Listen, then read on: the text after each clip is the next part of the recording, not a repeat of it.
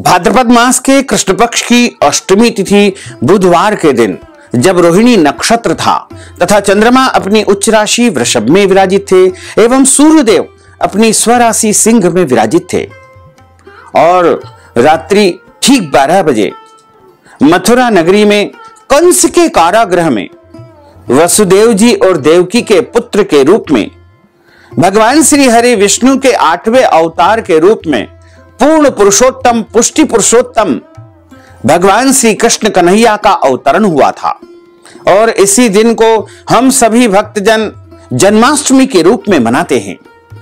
सभी अपने अपने घरों में बड़े ही धूमधाम के साथ में प्रभु का अवतरण दिवस जन्मोत्सव मनाते हैं।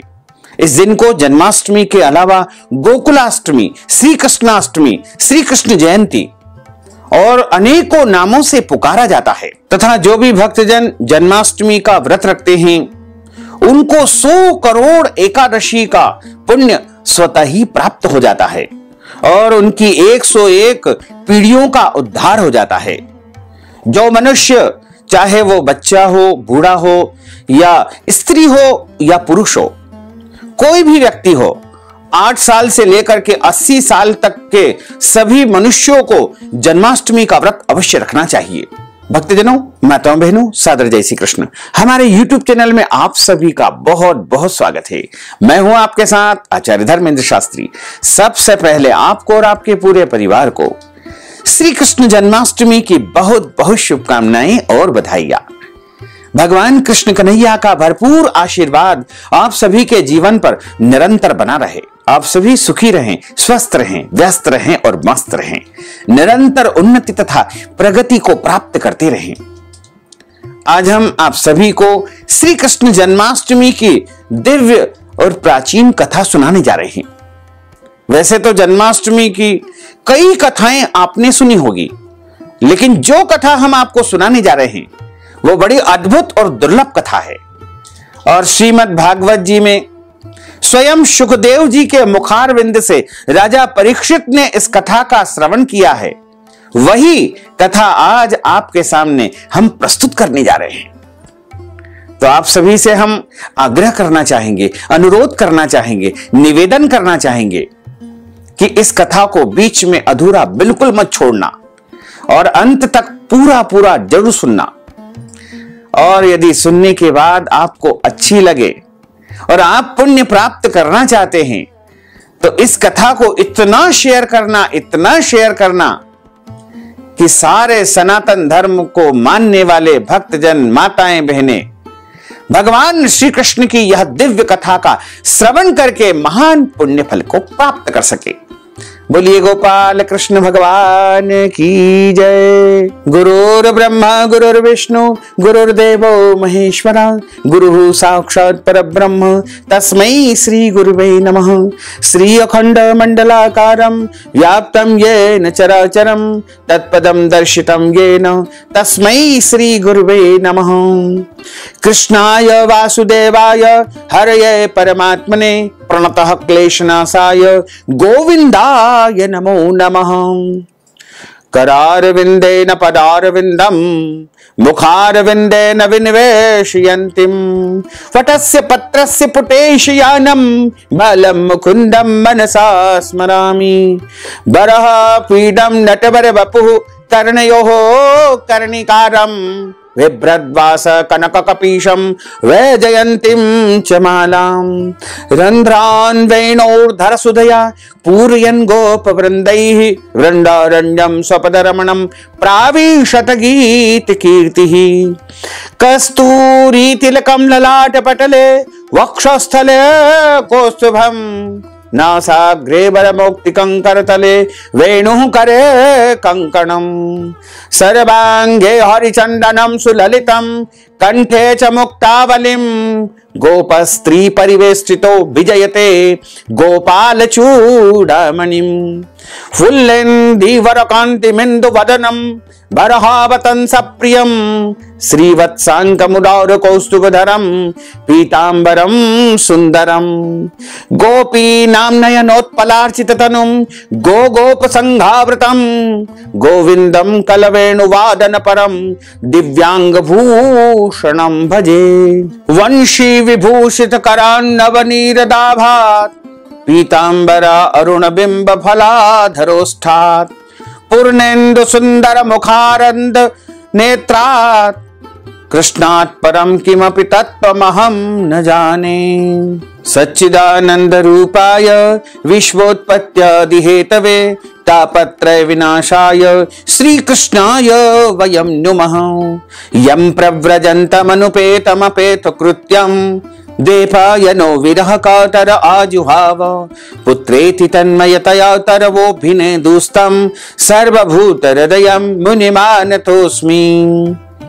जय जय श्री राधा रमण जय जय नवल किशोर जय गोपी चित चोर प्रभु जय जय माखन चोर। मात मेरी श्री राधिका पिता मेरे घनश्याम इन दोनों के चरणन में मेरा बारंबार प्रणाम, मेरा बारंबार प्रणाम, मेरा बारंबार प्रणाम। मोहिनी मूरत श्याम की वो मन रही समाय जो मेहंदी के पात में लाली रही समाय। धन यौवन एक दिन उड़ जाएंगे जैसे उड़े कपूर मन मूरख तू राम भज क्यों चाटे जगधूर। राम कृष्ण दो एक है अंतर नहीं निमेष इनके नयन गभीर है उनके चपल विशेष। राधे तू बड़ भागिनी कौन तपस्या कीन तीन लोक तारण प्रभु सो तेरे अधीन। तन पवित्र सेवा किए धन पवित्र करदान मन पवित्र हरि भजन सो होत त्रिविध कल्याण, होत त्रिविध कल्याण। भाद्रपद मास के कृष्ण पक्ष की अष्टमी तिथि के दिन भगवान श्री हरि विष्णु के पूर्ण अवतार के रूप में कृष्ण कन्हैया का बाल गोपाल जी का हमारे भारतवर्ष में उत्तर प्रदेश की मथुरा नगरी पर ब्रजमंडल की पुण्य भूमि में उनका अवतरण हुआ था। और हम परम सौभाग्यशाली है कि हम भारतवर्ष में निवास करते हैं और यह राष्ट्र सचमुच बहुत ही धन्य है क्योंकि यहां पर साक्षात परमात्मा का अवतार हुआ है। राम कृष्ण की यह पावन धरती है। अयोध्या में प्रभु श्री राम का प्रागट्य हुआ, वहीं मथुरा में प्रभु कृष्ण कन्हैया का अवतरण हुआ। ऐसी पुण्य भूमि पर हम सभी को निवास करने का अवसर मिल रहा है और हम सभी भगवान कृष्ण की भक्ति करते हैं। कोई राम की भक्ति करता है, कोई कृष्ण की भक्ति करता है। एक ही है परमात्मा। परमात्मा अलग अलग बिल्कुल नहीं है। अपना देखने का नजरिया अलग अलग हो सकता है लेकिन प्रभु एक है। और प्रभु की जो भक्ति की जाती है उसके 9 प्रकार है। क्योंकि वैसे तो हम सब भक्ति करते हैं और अपनी अपनी स्थिति परिस्थिति के अनुसार, समय के अनुसार, आस्था के अनुसार अलग अलग प्रकार से हम प्रभु की भक्ति करेंगे और निरंतर करते ही हैं। क्योंकि जो भक्ति करता है उसे पुण्य की प्राप्ति होती है। लेकिन हमारे शास्त्रों में प्रभु की नवधा भक्ति बताई गई है और हम संक्षिप्त में आपको बता दें कि यह नवधा भक्ति होती क्या है। यानी भक्ति के 9 प्रकार होते हैं और यह नवधा भक्ति श्रीमद् भागवत कथा में ही बताई गई है। क्योंकि अक्सर भक्तजनों का एक सवाल होता है कि भक्ति कितने प्रकार की होती है। तो ये 9 प्रकार जो भक्ति के हैं उनके विषय में हमारे शास्त्रों में लिखा हुआ है। श्रवणम कीर्तनम विष्णु स्मरणम पाद सेवनम अर्चनम बंदनम दास्यम सख्यमात्म निवेदनम। इनमें सबसे पहली जो भक्ति होती है उसका नाम है श्रवणम। यानी भगवान की कथाओं का श्रवण करना, प्रभु की महिमाओं का श्रवण करना। और यह श्रवण जो भक्ति है वो सबसे पहले राजा परीक्षित ने सुखदेव जी के श्री मुखारविंद से सुनकर के प्राप्त की थी। और दूसरी भक्ति आती है कीर्तनम, यानी भगवान का कीर्तन गान करना। और कीर्तन प्रभु का सबसे पहले यदि किसी ने किया है तो वो सुखदेव जी महाराज ने किया है। और तीसरी भक्ति आती है स्मरणम। स्मरण का अर्थ होता है प्रभु का हमेशा स्मरण करना, उनको कभी भी नहीं भूलना, सुख में भी नहीं भूलना, दुख में भी नहीं भूलना। इसी को स्मरणम भक्ति कहा गया है।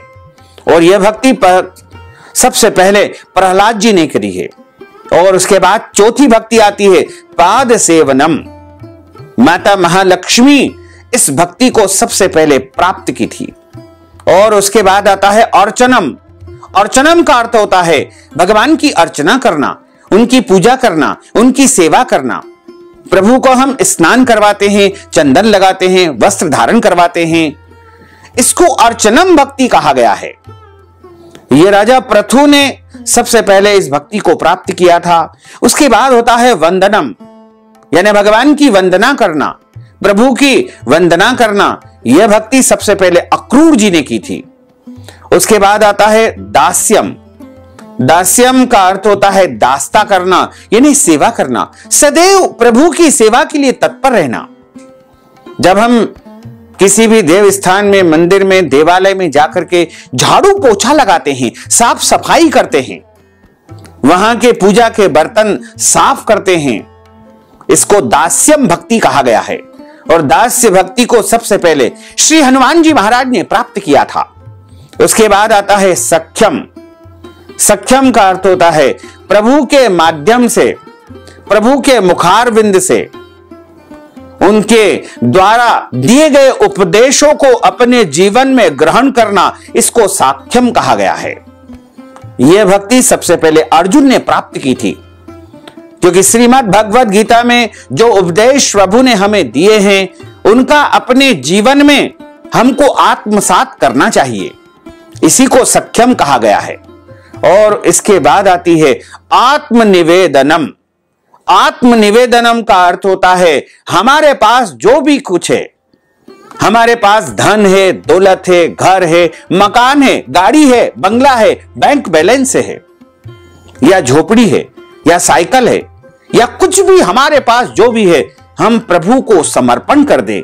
आत्मनिवेदनम, तेरा तुझको अर्पण क्या लागे मेरा, यानी जो कुछ भी हमारे पास है वो सब कुछ हम प्रभु को समर्पण कर दे, इसे आत्मनिवेदनम कहा गया है।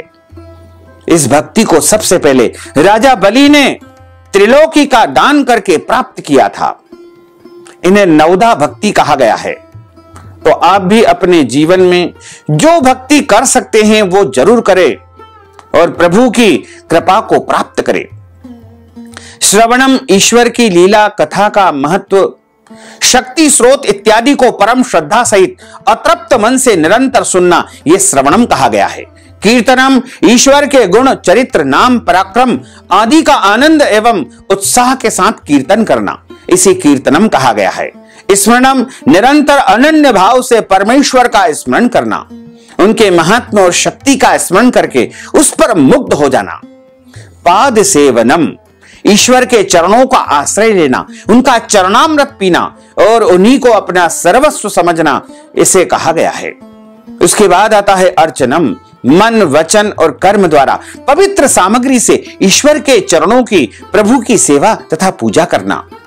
वंदनम, भगवान की मूर्ति को अथवा भगवान के अंश रूप में व्याप्त भक्तजन, आचार्य, ब्राह्मण, गुरुजन, माता पिता आदि को परम आदर सत्कार के साथ पवित्र भाव से नमस्कार करना या उनकी सेवा करना, उनको भोजन करवाना। दास्यम, ईश्वर को स्वामी और अपने को दास समझ करके परम श्रद्धा के साथ उनकी सेवा करना। सख्यम, ईश्वर को ही अपना परम मित्र समझ करके अपना सर्वस्व उनको समर्पण कर देना तथा सच्चे भाव से अपने पाप पुण्य का उनके सामने निवेदन करना। आत्मनिवेदनम, अपने आप को भगवान के चरणों में सदा के लिए समर्पण कर देना और कुछ भी अपनी स्वतंत्र सत्ता न रखना, यह भक्ति की सबसे उत्तम अवस्था मानी गई है। भगवान कृष्ण ने इस भूमि पर अवतार लिया है और उनके अवतरण की जो कथा है वो बड़ी ही पुण्यदायी है। भगवान कृष्ण ने कैसे अवतार लिया? क्योंकि कहा जाता है कि प्रभु कभी भी जन्म नहीं लेते हैं, प्रभु का अवतार होता है, उनका अवतरण होता है।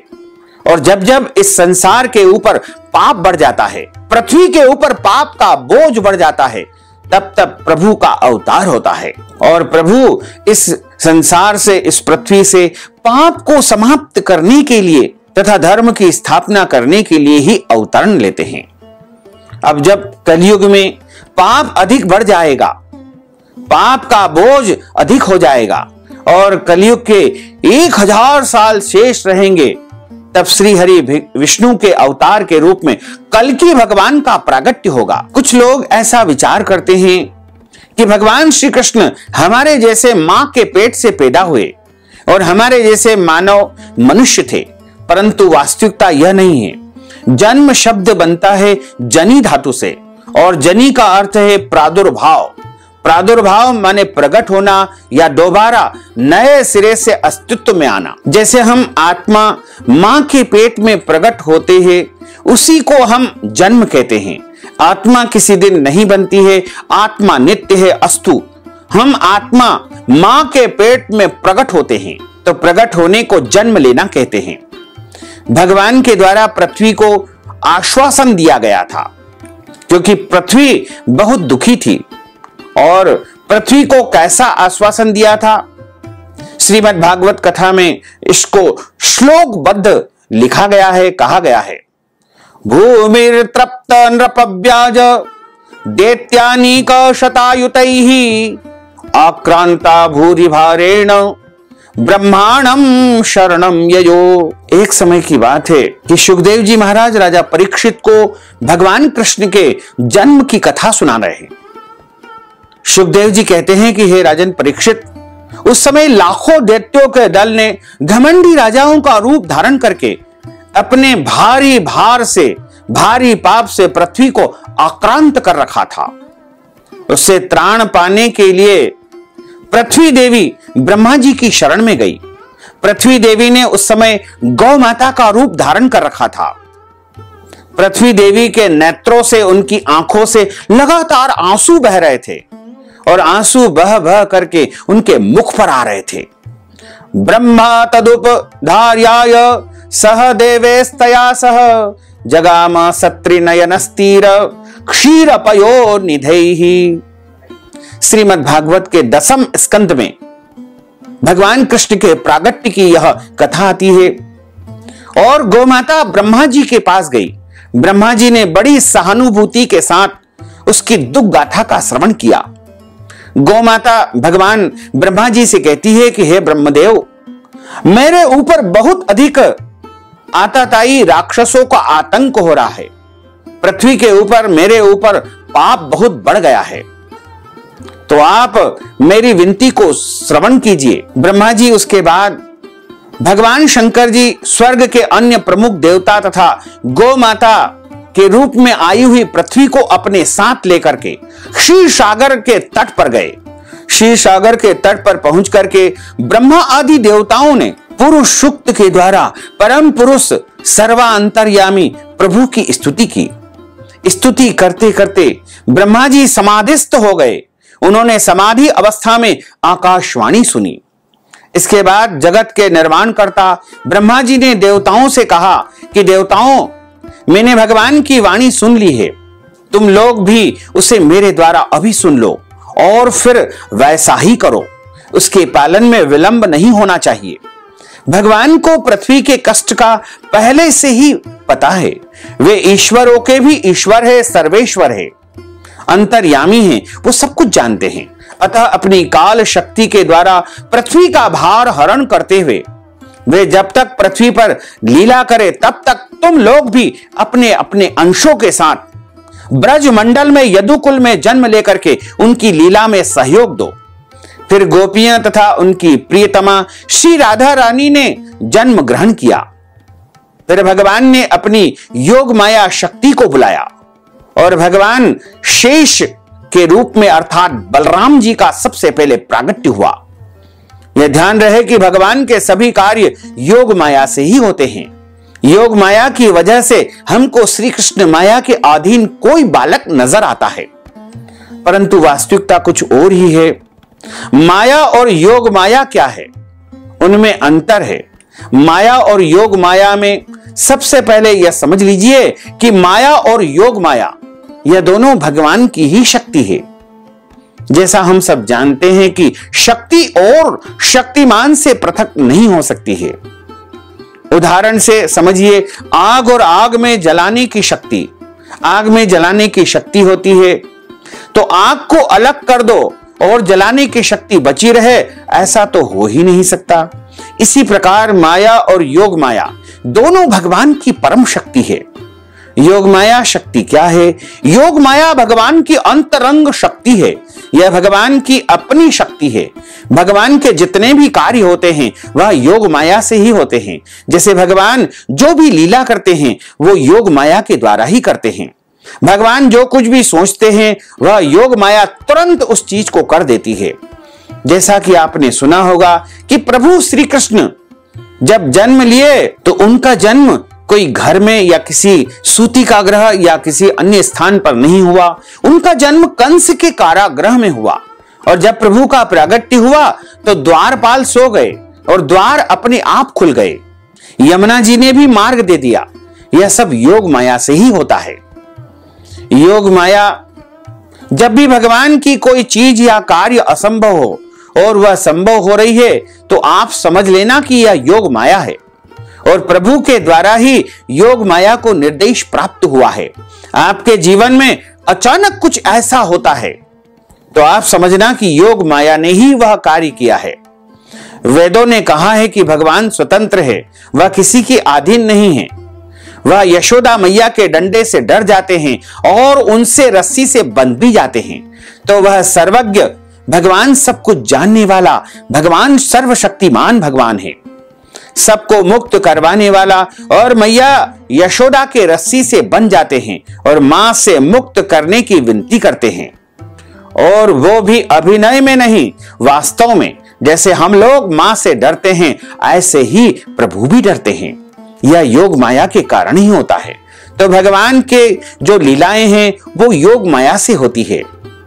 ऐसा कहो कि भगवान जो कुछ भी करते हैं वह सब कुछ योग माया के कार्य होते हैं। और केवल भगवान नहीं, जितने भी संत महात्मा हैं, जितने भी सिद्ध पुरुष हैं, जिन महात्माओं ने भगवान की प्राप्ति कर ली है, वह भी योग माया की शक्ति से ही कार्य करते हैं। योग माया की शक्ति कुछ ऐसी है कि कार्य माया के करते हैं लेकिन उनको माया नहीं लगती।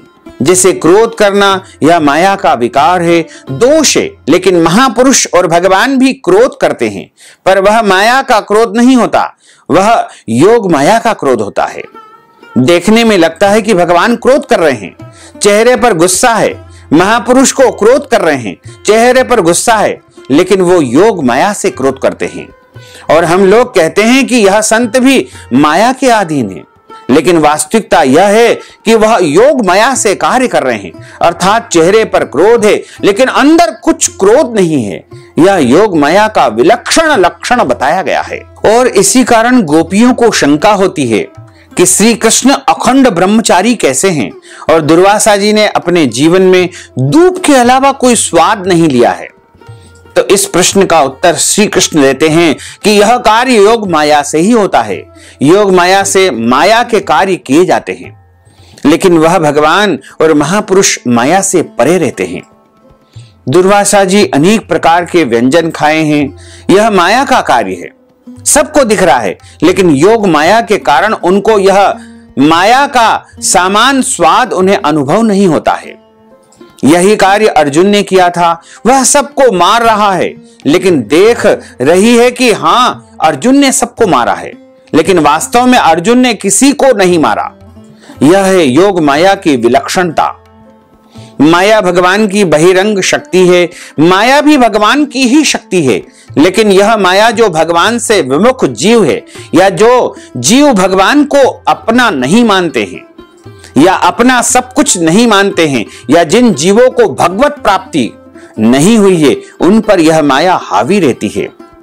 जिन्होंने भगवान की प्राप्ति कर ली है उनसे भगवान माया को हटा देते हैं और उन्हें योग माया की शक्ति दे देते हैं, जिससे वह महात्मा, संत, ऋषि माया के कार्य करते हैं लेकिन माया से परे रहते हैं। माया के बारे में अधिक क्या बताएं। योग माया का जो स्वरूप है वो दुर्गा, सीता, काली, राधा, लक्ष्मी, मंगला, पार्वती का मूर्त रूप ही योग माया है। इसे योग माया से कृष्ण राधा का शरीर है और राधा ही कृष्ण है, इसलिए राधे श्याम और सीता राम है। शंकर के घर भवानी है, योग माया है। ये साधारण नारियां नहीं है, दिव्या है, योग माया के ही अभिनय स्वरूप प्रकट रूप में है। अतएव इन नारियों को नारी मत समझिएगा। ये चाहे तो स्त्री के रूप में रहे या पुरुष के रूप में रहे, ये स्वेच्छा से किसी भी रूप को धारण कर सकती है। तो योग माया को स्त्री का रूप मत समझिएगा। योग माया भगवान की शक्ति है, ये कोई भी स्वरूप में रह सकती है। योग माया बिना किसी स्वरूप के भी भगवान और महापुरुष के साथ रहती है। जैसे नारद जी, तुलसीदास जी, इनके पास कोई स्त्री नहीं है लेकिन योग माया की शक्ति इनके पास है। भगवान भक्तों को अभय करने वाले हैं, वह सर्वत्र स्वरूप है, उन्हें कहीं आना जाना नहीं है, इसलिए वे वासुदेव जी के मन में अपनी समस्त कलाओं के साथ प्रकट हो गए। उसमें विद्यमान रहने पर भी अपने को अव्यक्त से व्यक्त कर दिया है। भगवान की ज्योति को धारण करने के कारण वसुदेव सूर्य के समान तेजस्वी हो गए। उन्हें देखकर लोगों की आंखें चौंधिया जाती है। कोई भी अपने बल, वाणी प्रभाव से उन्हें दबा नहीं सकता था। भगवान के उस ज्योतिर्मय अंश को, जो जगत का परम मंगल करने वाला है, वसुदेव जी के द्वारा आधान किए जाने पर देवी देवकी ने ग्रहण किया। जैसे पूर्व दिशा चंद्रदेव को धारण करती है, वैसे ही शुद्ध सत्व से संपन्न देवी देवकी ने विशुद्ध मन से सर्वात्मा एवं आत्म स्वरूप भगवान को धारण किया था। मथुरा नगरी में राजा उग्रसेन का राज्य था और उग्रसेन के पुत्र के रूप में कंस उनके घर पर आए। लेकिन किसी ने उनसे कहा कि तुम इस राज्य के राजा बन जाओ, और कंस ने अपने उग्रसेन जी पिता को बंदी गृह में डाल दिया और स्वयं वहां का राजा बन गया। तथा चारों तरफ यह घोषणा करवा दी गई कि आज से कोई भी भगवान की पूजा पाठ नहीं करेगा, भक्ति नहीं करेगा। यदि भक्ति करना है तो केवल कंस की भक्ति करेंगे। और चारों तरफ कंस का अत्याचार बढ़ता जा रहा था और पृथ्वी पर और भी अनेक ऐसे पापी थे, दुष्ट थे, जिनका बोझ बढ़ता ही जा रहा था। तब कंस ने अपनी चचेरी बहन देवकी के विवाह के विषय में निश्चय किया और विवाह करने के बाद देवकी और वसुदेव जी को विदा करने जा रहा था। उसी समय आकाशवाणी होती है कि हे कंस, जिस देवकी को तो विदा करने जा रहा है, उस देवकी का 8वां गर्भ तेरा काल होगा, वही तेरी मृत्यु का कारण बनेगा। उसके बाद तुरंत उसने अपनी तलवार निकाली और देवकी को मारना चाहा कि जो बहन मेरे काल को जन्म देगी, मेरी मृत्यु को जन्म देगी, उसका ही मैं आज वध कर देता हूं। लेकिन वसुदेव जी के समझाने पर कंस ने तलवार को पुनः रख लिया और कहा कि हम दोनों को तुम कारागृह में बंद कर दो और जो भी पुत्र हमारे यहां जन्म लेगा उसको तुमको हम दे देंगे और तुम उनका वध कर देना। इस प्रकार वसुदेव जी की बात को मान करके देवकी और वसुदेव को कंस ने बड़े भारी जेल खाने में, कारागृह में डाल दिया और चारों तरफ पहरेदारी लगा दी कि इनके जितने भी पुत्र हो उन सबको मेरे पास प्रस्तुत किया जाए। कंस ने एक एक करके सारे पुत्रों को मार डाला। अब अष्टम जो पुत्र भगवान के रूप में वसुदेव जी के यहां प्रकट होने वाले हैं, वो हमारे लाला हैं, कृष्ण कन्हैया है। क्योंकि जो 7वां पुत्र था वह भगवान बलदाऊ जी थे और बलदाऊ जी को योग माया के माध्यम से ही रोहिणी जी के गर्भ में स्थापित कर दिया गया था। जब भगवान वसुदेव जी के मन में गए, उसकी बात देवकी के मन में गए, फिर वहां से भगवान ने अपनी अनुभव मां देवकी को होने लगी। जैसे किसी गर्भधारण स्त्री को अनुभव होता है, उसी प्रकार से देवकी को भी वह आभास होने लगा। ऐसा होते ही भगवान शंकर और ब्रह्मा जी के द्वारा प्रभु की स्तुति की गई और प्रभु से कहा गया कि प्रभु आपके प्रकट होने का अवसर आ चुका है। कंस के कारागृह में ब्रह्मा जी शंकर जी दोनों प्रभु के दर्शन करने गए, गर्भ का दर्शन करने गए, गर्भ की स्तुति करने गए। अपने अनुचरों के साथ समस्त देवता और नारद ऋषि भी वहां पर आए। सभी श्री हरि की वहां पर आकर के स्तुति करने लगे, जिसे आज लोग देव की गर्भ स्तुति के रूप में जानते हैं। यह ध्यान रहे कि भगवान का शरीर हम मनुष्य शरीर जैसा नहीं था और माया के 3 गुण के अधीन नहीं था।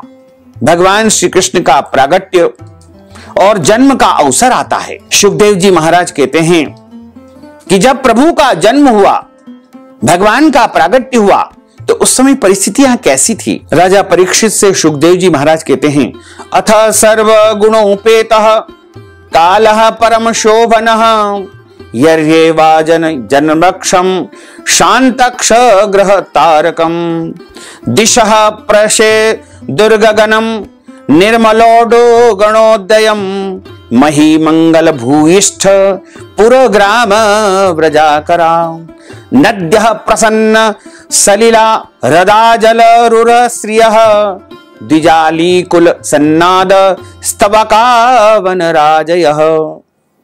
श्रीमद् भागवत के 10वें स्कंद के 3 अध्याय के पहले तथा 3 श्लोक में यह लिखा हुआ है। सुखदेव जी महाराज कहते हैं कि राजन परीक्षित, अब समस्त शुभ गुणों से युक्त बहुत सुहावना समय आ चुका था, क्योंकि अब परमात्मा का प्रागट्य होने वाला है, उनका जन्म होने वाला है। रोहिणी नक्षत्र था, भादो का महीना था, कृष्ण पक्ष था और अंधियारी रात थी, बुधवार का दिन था। आकाश के सभी नक्षत्र, ग्रह और तारे शांत सौम्य हो रहे थे। दिशाएं स्वच्छ प्रसन्न थी, निर्मल आकाश में तारे जगमगा रहे थे। पृथ्वी के बड़े बड़े नगर, छोटी छोटी गांव, अहीरों की बस्तियां और हीरे आदि की खानें मंगलमय हो रही थी। नदियों का जल निर्मल हो गया था। रात्रि के समय भी सरोवरों में कमल खिल रहे थे। वन में वृक्षों की पत्तियां रंग बिरंगे पुष्पों के गुच्छों से लद गई थी। कहीं पक्षी चहक रहे थे तो कहीं भौरे गुनगुना रहे थे, क्योंकि अब परमात्मा इस पृथ्वी पर आने वाले हैं, प्रभु का प्रागट्य होने वाला है। संत पुरुष पहले से ही चाहते थे कि असुरों की बढ़ती न होने पाए, यानी असुरों का विनाश हो जाए, और असुरों का विनाश करने के लिए ही भगवान श्री हरि विष्णु कृष्ण के रूप में आज ब्रज मंडल में जन्म लेने वाले हैं। अब उनका मन सहसा प्रसन्नता से भर गया। जिस समय भगवान के आविर्भाव या प्रकट या जन्म होने का अवसर आया, स्वर्ग में देवताओं की दुंदुभियां बजने लगी, अपने आप वो दुंदुभियां बजने लगी। किन्नर और गंधर्व मधुर स्वर में गान करने लगे तथा सिद्ध और चारण भगवान के मंगलमय गुणों की स्तुति करने लगे। विद्याधरियां अप्सराओं के साथ नाचने लगी। बड़े बड़े देवता और ऋषि मुनि आनंद से भर करके पुष्पों को वर्षा करने लगे। जल से भरे हुए बादल समुद्र के पास जाकर धीरे धीरे गर्जना करने लगे। निशीत तम उद्भूते जायमाने जनार्दन देवक्याम देवरूपिण्याम विष्णु सर्व गुहाशयः। जन्म मृत्यु के चक्र से छुड़ाने वाले जनार्दन के अवतार का समय था निशीत काल। निशीत काल का अर्थ होता है मध्य रात्रि। चारों ओर अंधकार का साम्राज्य था। उसी समय सबके हृदय में विराजमान भगवान विष्णु देव रूपिणी देवकी के गर्भ से प्रकट हुए। जैसे पूर्व दिशा में 16 कलाओं से पूर्ण चंद्रमा का उदय हो गया हो। वसुदेव जी ने देखा उनके सामने एक अद्भुत बालक है। उसके नेत्र कमल के समान कोमल और विशाल है। 4 सुंदर हाथों में शंख चक्र गदा पद्म और कमल धारण किए हुए हैं। वक्षस्थल पर श्रीवत्स का चिन्ह विराजित है। अत्यंत सुंदर सुवर्णमयी रेखा है। गले में कौस्तुभ मणि झिलमिला रही है। वर्षाकालीन मेघ के समान परम सुंदर श्यामल शरीर पर मनोहर पीतांबर फहरा रहा है। बहुमूल्य वैदुर्य मणि के किरीट और कुंडल की कांति से सुंदर सुंदर घुंघराले बाल सूर्य की किरणों के समान चमक रहे हैं। कमर में चमचमाती करधनी की लड़ियां लटक रही है। बाहों में बाजूबंद और कलाइयों में कंकण शोभायमान हो रहे हैं। इन सब आभूषणों से सुशोभित बालक के अंग अंग से अनोखी छटा छिटक रही है। जब वसुदेव जी ने देखा कि मेरे पुत्र के रूप में स्वयं भगवान ही आए हैं, तब पहले तो उन्हें असीम आश्चर्य हुआ, फिर आनंद से उनकी आंखें खिल उठी, उनका रोम रोम परमानंद में मग्न हो गया। श्री कृष्ण जन्मोत्सव मनाने की उतावली में उन्होंने उसी समय ब्राह्मणों के लिए 10,000 गायों का मन ही मन संकल्प कर दिया। सुखदेव जी महाराज कहते हैं कि प्रभु जब 4 भुजा के रूप में प्रकट हुए तो देवकी जी वसुदेव उनको देख करके स्तुति करने लगे और प्रभु से कहने लगे कि प्रभु, आप तो हमारे पुत्र बनकर के आने वाले थे, लेकिन आप तो आज ऐसे दिख रहे हैं जैसे कि हमारे पिता बनकर के आए हैं। 4 भुजाओं को धारण करके आप आए हैं। अब मैं कैसे संसार को बताऊंगी कि मेरे यहां पुत्र का जन्म हुआ है, क्योंकि पुत्र का जन्म कोई ऐसे नहीं होता है। 4 भुजाओं वाला किसका पुत्र होता है? और पुत्र कोई वस्त्र या आभूषण पहन करके जन्म लेता है क्या? पुत्र तो नन्हा सा बालक होता है, शिशु होता है, अबोध बालक के रूप में आता है। तो सुखदेव जी महाराज कहते हैं कि राजन, वो बड़ा अद्भुत और मनमोहक दृश्य था जब देवकी जी प्रभु से निवेदन कर रही है कि प्रभु, आप पुत्र के रूप में आइए। आप तो ऐसे लग रहे हैं कि जैसे हमारे परम पिता है।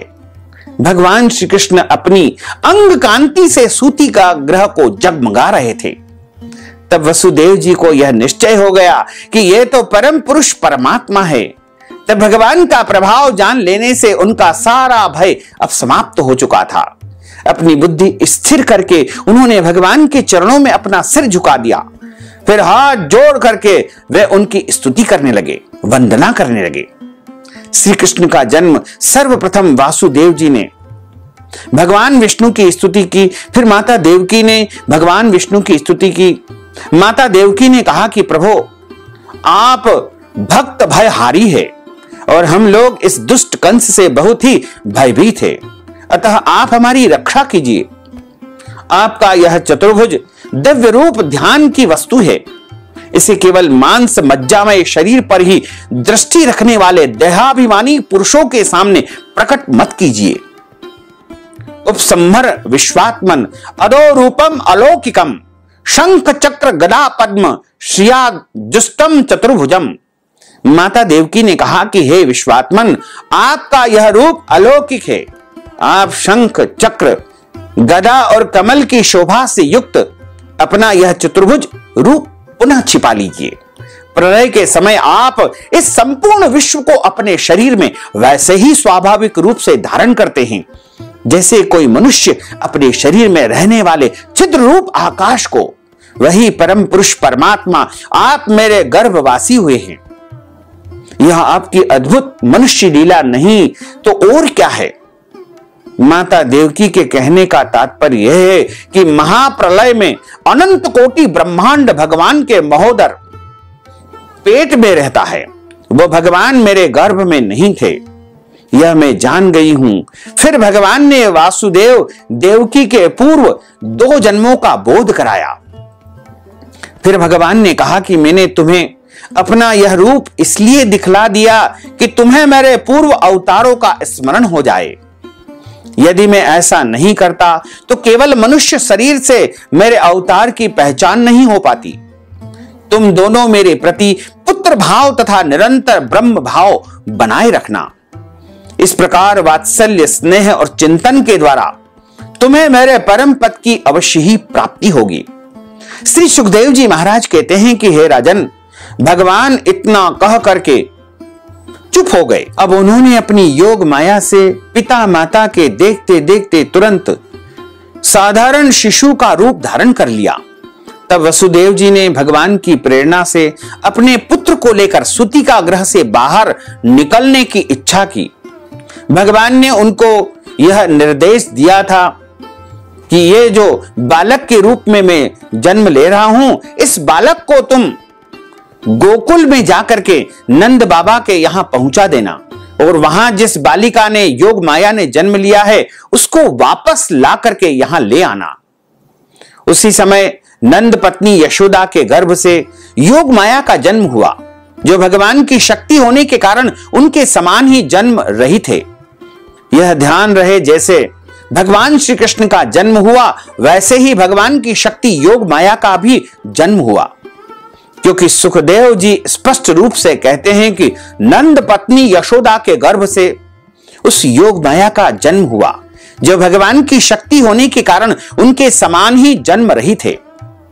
भगवान के समान कोई वस्तु नहीं है, इसलिए अगर कोई वस्तु भगवान के सामने ऐसा लिखा है तो उसे भगवान ही मानना चाहिए। फिर द्वारपाल सो गए। वसुदेव जी श्री कृष्ण को एक सूप में बैठा करके जैसे जैसे बाहर निकलते जा रहे थे वैसे वैसे द्वार के सभी ताले खुलते जा रहे थे। घनघोर बरसात उस समय हो रही थी, चारों तरफ पानी ही पानी था। यमुना जी अपने उफान पर थी, अथाह जल यमुना जी में उस समय प्रवाहित हो रहा था। श्री कृष्ण भगवान को यमुना पार कैसे करवाएं? अब वहां पर वसुदेव जी के मन में चिंता हो गई और चिंता हो गई, लेकिन धीरे धीरे यमुना जी में उन्होंने प्रवेश किया और यमुना जी और ऊपर तक आती रही। यमुना जी का भाव था कि मैं प्रभु के चरणार बिंदों का स्पर्श कर सकूं। पहले यमुना जी धीरे धीरे ऊपर आती गई और आकर के सबसे पहले प्रभु के चरणों का स्मरण किया। प्रभु के चरणों में यमुना जी में प्रणाम किया, क्योंकि प्रभु की रानी के रूप में यमुना जी हुई है। और यमुना जी ने भगवान श्री कृष्ण को लाला को प्रणाम किया। उसके बाद आगे बढ़ते गए और नंद बाबा के यहां जाकर के वसुदेव जी ने उस बालक को नंद बाबा के सूतिका गृह में सुला दिया और वहां पर जिस बालिका ने जन्म लिया था उसको लेकर पुनः आए। जैसे कृष्ण का जन्म हुआ वैसे ही प्रभु श्री राम का भी जन्म हुआ, परंतु फिर भी लोग राम और कृष्ण में अंतर मानते हैं तथा भेद बुद्धि लगाया करते हैं। तो हम आपको बता दें कि राम कृष्ण दो एक है, अंतर नहीं निमेष, इनके नयन गंभीर है, उनके चपल विशेष। और जैसे ही वसुदेव जी उस योग माया को लेकर के कंस के महल में अंदर आते हैं, सारे ताले एक एक करके बंद होते जाते हैं, क्योंकि अब माया के अधीन सब कुछ हो चुका था।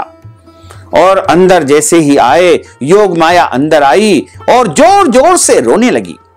रोने की आवाज को सुनकर के पहरेदार जाग गए, क्योंकि अब योग माया आ चुकी है। और पहरेदारों ने कंस को जाकर के समाचार सुनाया कि वसुदेव देवकी के यहां 8वें पुत्र ने जन्म ले लिया है। कंस ने जैसे ही सुना तुरंत अपनी तलवार लेकर के आया और उस बालिका को मारने लगा। जैसे ही उस बालिका के ऊपर तलवार उठाई और उसको मारने के लिए तैयार हुआ, वह बालिका झपट से छूट करके आकाश में चली गई। और आकाश में जाकर के आकाशवाणी होती है कि अरे कंस, तू मुझे क्या मारेगा? तुझे मारने वाला तो गोकुल में जन्म ले चुका है, ब्रज मंडल में उसका जन्म हो चुका है। बस इतना कह करके योग माया आकाश में अंतर ध्यान हो गई। कंस ने विचार किया कि जब वसुदेव और देवकी के सारे पुत्र अब नष्ट हो चुके थे, तो इनको कारागृह में बंद करने से क्या लाभ है। उन दोनों को कारागृह से मुक्त करवा दिया गया। इधर नंद बाबा के यहाँ बालक का जन्म हुआ है, ऐसा जान करके सभी ने बड़ा उत्साह मनाया, हर्षो उल्लास मनाया। वैसे भी हम आपको बता दें कि कंस के डर के मारे किसी ने भी यह नहीं बताया था कि नंद बाबा के यहां जो बालक है वो वसुदेव और देवकी का बालक है। हालांकि इस बात को कोई नहीं जानते थे कि भगवान श्री कृष्ण का प्रागट्य कब हुआ है, किस समय हुआ है, किस वेला में हुआ है, किस नक्षत्र में हुआ है। केवल परमात्मा जानते थे, लेकिन 11 वर्ष की आयु के बाद सबको बताया गया, सबको पता लगा कि भगवान श्री कृष्ण का जन्म भाद्रपद मास के कृष्ण पक्ष की अष्टमी तिथि बुधवार के दिन रोहिणी नक्षत्र में, जब चंद्रमा अपनी वृषभ राशि में विराजित थे, सूर्यदेव सिंह राशि में थे। ऐसे शुभ समय में मध्य रात्रि ठीक 12 बजे भगवान कृष्ण कन्हैया का अवतरण हुआ है। तभी से हम सभी लोग श्री कृष्ण जन्माष्टमी का महापर्व मनाते आए हैं और आगे भी मनाते जाएंगे। अभी 5250वां जन्मोत्सव हम सभी मना रहे हैं। बोलिए गोपाल कृष्ण भगवान की जय। अच्युतम केशवम राम नारायणम कृष्ण दामोदरम वासुदेवम हरे, श्रीधरम माधवम गोपिका वल्लभम, श्री जानकी नायकम श्री रामचंद्रम भजे, जानकी मनोहरम सर्वलोक नायकम, श्री शंकरादि सेवितम पुण्य नाम कीर्तनम, श्री राम राम राम राम राम नाम दायकम, रामा कृष्ण वासुदेवा भक्ति मुक्तिदायकम, रामा कृष्ण वासुदेवा भक्ति मुक्तिदायकम, रामा कृष्ण वासुदेवा भक्ति मुक्तिदायकम। बोलिए गोपाल कृष्ण भगवान की जय। श्री वृंदावन बिहारी लाल की जय। श्री गिरिराज धरण की जय। श्री श्याम सुंदर यमुने महारानी की जय। जगत गुरु श्री वल्लभाधीश की जय। धर्म की जय हो, अधर्म का नाश हो, प्राणियों में सद्भावना हो, विश्व का कल्याण हो, सनातन धर्म की जय हो, गौ माता की जय हो, नगर बस्ती की जय हो, आज के आनंद की जय हो, कल के आनंद की जय हो, परसों के आनंद की जय हो, बरसों बरसों के आनंद की जय हो। ओम नमः पार्वती पते, हर हर महादेव हर। भक्तजनों, माताओं बहनों, यदि आप श्री कृष्ण जन्माष्टमी के निमित्त कोई भी दान पुण्य करना चाहते हैं, कथा की दक्षिणा देना चाहते हैं, अन्नदान, वस्त्रदान, गोदान या फलाहार के निमित्त दान करना चाहते हैं, तो आप हमारे गूगल पे, फोन पे, पेटीएम नंबर अथवा अकाउंट नंबर के माध्यम से नगद राशि पहुंचा करके श्री कृष्ण जन्माष्टमी का संपूर्ण पुण्य लाभ प्राप्त कर सकते हैं। साथ ही आप सभी से अनुरोध है कि हमारे इस ज्ञानवर्धक वीडियो को अधिक से अधिक लोगों को शेयर करिएगा, लाइक करिएगा, कमेंट करिएगा, और यदि अभी तक आपने सब्सक्राइब नहीं किया है तो अभी और इसी समय सब्सक्राइब कर लीजिए, ताकि इसी प्रकार की ज्ञानवर्धक वीडियो सबसे पहले आपको प्राप्त हो सके। आपको और आपके पूरे परिवार को सादर जय श्री कृष्ण, सादर धन्यवाद।